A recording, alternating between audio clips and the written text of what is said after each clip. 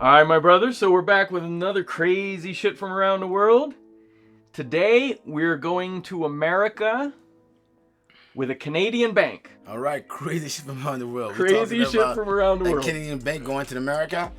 Well, with that currency? Come on, man. This is a Canadian bank. TD Bank is the first American bank in history to have pled guilty to money laundering. Wow, they got caught. They actually pled guilty. Wow, so you know you did it. God damn it. So TD Bank pled guilty to a money laundering case in U.S. federal court brought by the U.S. Attorney General Merrick Garland. They pled guilty to conspiracy to violate the Banking Secrecy Act and commit money laundering. So if you want to break it down for the people, what do you mean by not the money laundering? The first part you said. The Banking Secrecy? Yeah, what is that? So the Banking Secrecy Act, it's essentially where the money laundering statutes are put. Okay. So the Banking Secrecy Act was passed, I'm not sure when, but at some point in banking history, it was a federal law that was passed.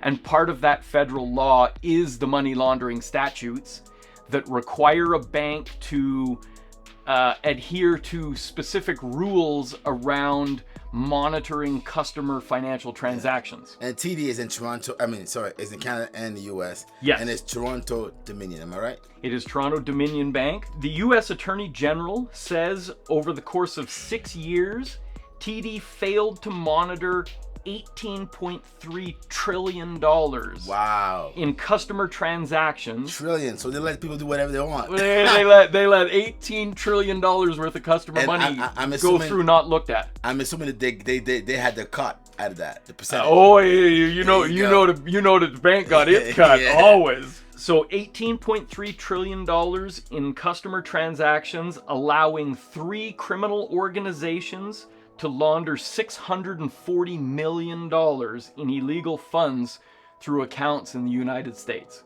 We don't have to say what criminal organization. They were high-level international criminal organizations. Yeah, let's just keep it that way, 100%. We're just going to leave it at that. Same as the Attorney General did when he talked about it. 100%, yeah. This is the first bank in U.S. history to plead guilty to money laundering. Wow.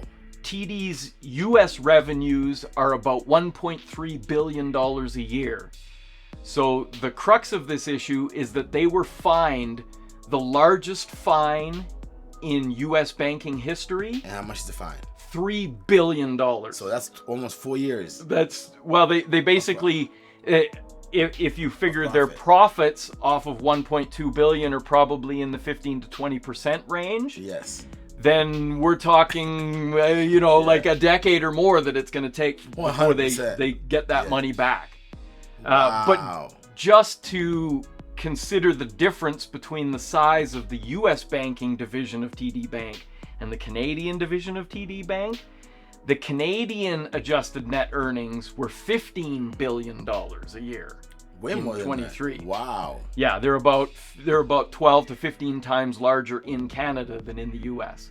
Jesus, and there's way more people in the U.S. Man, they're making money. Well, that's because they're just a smaller bank in the U.S. Yes. They've also been strapped with a number of restrictions on how quickly the bank can grow in future years. Yes. According to TD insiders, this is going to have a severe impact on the growth of the American division of the company. Well, they expand to the U.S. and now they're affected by doing this illegal stuff, whatever you want to call it.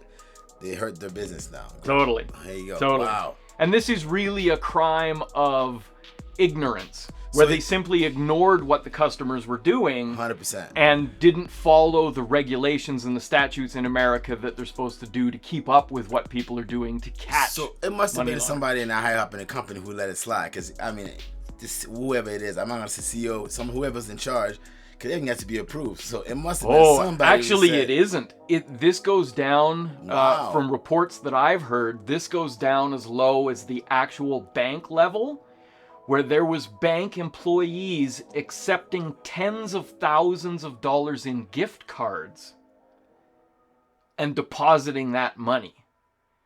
So everybody's getting creative because obviously transferring money from one bank to another and challenging, especially if it's a big number. Especially in this day and age. So I'm not sure exactly how they do it. The story kind of didn't make sense to me personally, and I couldn't find any more specific information. Obviously, the U.S. government is not going to give away how can you get away with money laundering in 2024. 100%, because it's going to open a bunch of can of worm. For sure. But I found 2 or 3 reports that all confirmed that this was as low as the actual bank level. So whether it's a branch manager or assistant manager or something like that. I'm gonna tell you something about that. Bank manager is an assistant. They're easy to bribe, so that makes sense. That makes sense. It does. That's exactly it. Oh my goodness. And where the neglect came in is that the higher ups weren't watching what the lower downs were actually doing. I bet you now they will. They go keep an eye on that. $3 billion. You know what I'm saying? Yeah, $3 billion. That's gonna hurt. That beyond hurt, man. No doubt. Somebody's pocket is bleeding today, boy. Yeah, how many people got fired for doing this BS? Totally. Anyway, crazy shit from around the world. Rocswell and Soze did it.